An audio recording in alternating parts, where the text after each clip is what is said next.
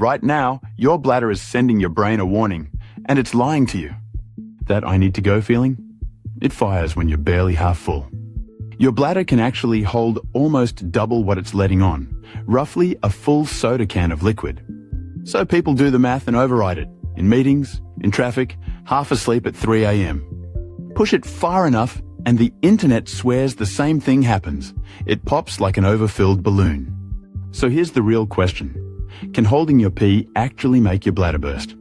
Let's start with what you're actually carrying around down there. Your bladder is a hollow bag of muscle, tucked low behind your pubic bone. Empty, it's wrinkled and small like a deflated balloon. Fill it and it stretches. Smooth, stretchy, and surprisingly tough. That muscular wall even has a name, the detrusor. When it's time to go, the detrusor squeezes. When you're holding, it stays relaxed.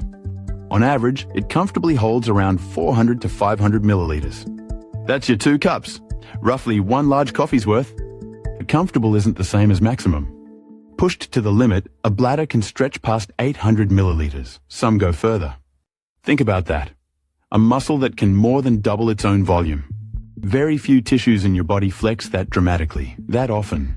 So how does it know when to warn you? Woven through that muscle wall are tiny sensors called stretch receptors. As the bladder fills, the wall expands, and those sensors start firing. Around 150 to 200 milliliters, they send their first quiet message up your spinal cord. That's the faint "hey, maybe soon" feeling. Easy to ignore. Keep filling and the firing gets faster, louder, more insistent. By 400 milliliters, it's not a suggestion anymore, it's a demand. This whole alarm system has a name, the micturition reflex. And here's the strange part. Peeing is mostly automatic. Your spinal cord could empty your bladder without asking your brain at all. That's exactly how it works in babies. Bladder fills, reflex fires, done. No warning, no waiting, no bathroom etiquette. Growing up is partly just learning to override that reflex. It's one of the first real acts of self-control any human ever learns. So what's actually holding the gate shut right now? 2 muscles guard the exit, stacked like a double door. The first is the internal sphincter, automatic and out of your control. It stays clenched on its own, quietly, all day long. The second is the external sphincter, and that one's yours. It's skeletal muscle, like a bicep, the kind you command directly. That's the muscle you squeeze when you're bursting and the bathroom's taken. It's the same one you'd use to stop yourself midstream. Every time you hold it, you're consciously clamping that outer door shut. And it's strong, but it is not tireless. Now picture the standoff. Your bladder's full and demanding release. The reflex is screaming, "Open the gate." Your external sphincter is clamped tight, refusing to budge. This is the exact moment you're squirming in your chair. That's not weakness. That's a genuine tug of war inside your pelvis. So what happens if you just keep winning that fight? First, the sensations turn physical. A deep ache low in your belly. Pressure that makes sitting still feel impossible. You get fidgety, sweaty, unable to focus on anything else. Your heart rate can even tick up as the discomfort climbs. That's your body redirecting your entire attention to one job. Then, for some people, comes the shiver. That sudden, involuntary shudder. It's harmless, and scientists still aren't fully sure why it happens. One idea? A jumble of nerve signals misfiring as pressure spikes. Push further, and your body starts playing dirty. The reflex gets stronger with every passing minute. Your poor external sphincter is now straining just to stay shut. And muscles that strain long enough eventually fatigue. So here's what your body does before anything dramatic can happen. It overrides you. The gate opens whether you agree or not. In plain terms, you wet yourself. It feels like failure, but it's actually a safety valve. Your body would rather embarrass you than injure you. Leaking is the pressure release option built in by default. Which brings us back to the big morbid question. Leaking is the escape hatch. Can a bladder ever truly burst? The honest answer, yes, but it is genuinely rare. And it almost never happens the way the internet claims. Let's kill the most famous myth first. You've probably heard of Tycho Brahe, the 1500s astronomer. Legend says he was too polite to leave a royal banquet to pee. Supposedly he held it so long his bladder ruptured, and he died. It's a great story. It's also almost certainly wrong. When his remains were later examined, the burst bladder tale didn't hold up. Modern analysis points to kidney failure, or possibly other causes entirely. Not a bladder popping like an overfilled water balloon at dinner. So scrub that image. A healthy bladder does not explode from holding. In a normal body, the leak valve wins long before the wall fails.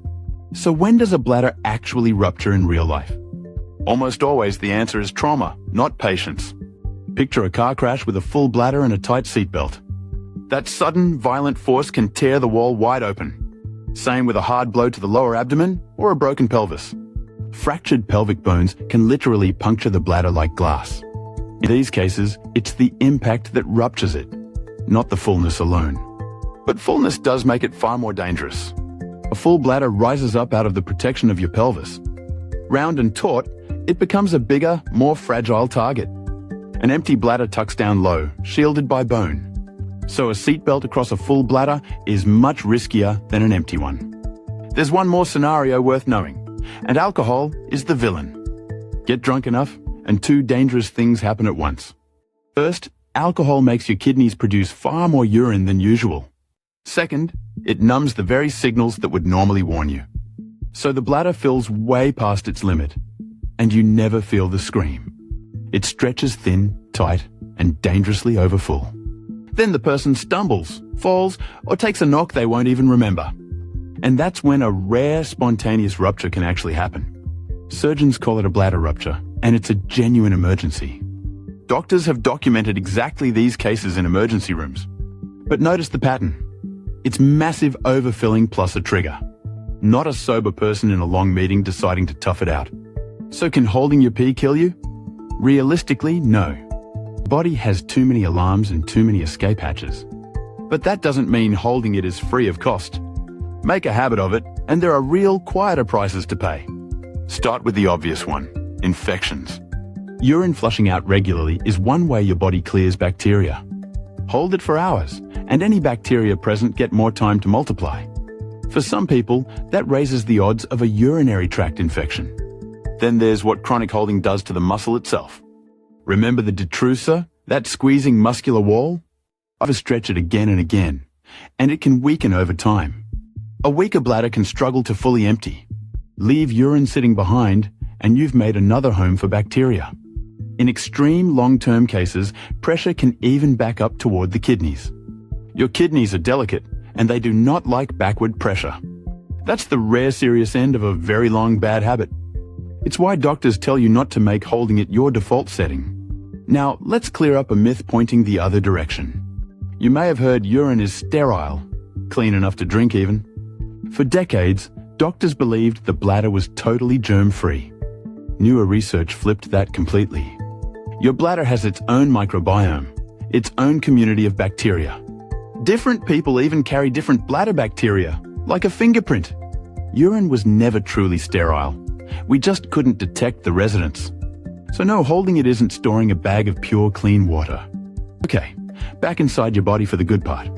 Picture the moment you finally reach a bathroom. You stop clamping that external sphincter, you let go. Instantly, the internal sphincter relaxes too. The detrusor muscle squeezes down hard, and the whole standoff collapses into pure relief. That flood of relaxation? There's a reason it feels so intensely good. Nerves that were firing at full volume suddenly go quiet. Your body just switched off a full-body stress alarm. Some people even feel briefly lightheaded when a very full bladder empties fast. It's a real thing. A quick dip as the pressure suddenly drops. Usually harmless, and it passes in a few seconds. So let's put the whole journey back together. 2 cups in, your bladder taps you politely. Stretch receptors start whispering up your spinal cord. Ignore them, and the whisper becomes a scream. Your external sphincter clamps the gate shut by sheer willpower. The reflex pushes harder. The muscle slowly tires.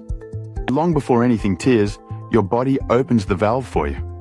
You leak, you're embarrassed, but you are not injured. Because bursting from holding in a healthy body essentially doesn't happen. The real ruptures come from crashes, blows, broken pelvises, or being so drunk you overfill past every warning you'd normally feel. Tycho Brahe didn't pop at a dinner party, and you won't either, no matter how brutal that road trip gets. Your bladder is tougher and smarter than the horror stories suggest. but won't kill you isn't the same as good idea. For most people, the occasional long hold is completely fine. It's the daily, hours-long habit that quietly adds up. So here's the actual takeaway to carry with you. When your body taps you on the shoulder, just go. Not because you'll explode, you won't. But because that ache, that squirm, that scream is a beautifully engineered system begging you to stop ignoring it. Winning the fight against your own bladder isn't strength. It's just picking a needless, miserable war you were always going to lose. So next time it whispers soon, listen, your future self and your bladder will thank you.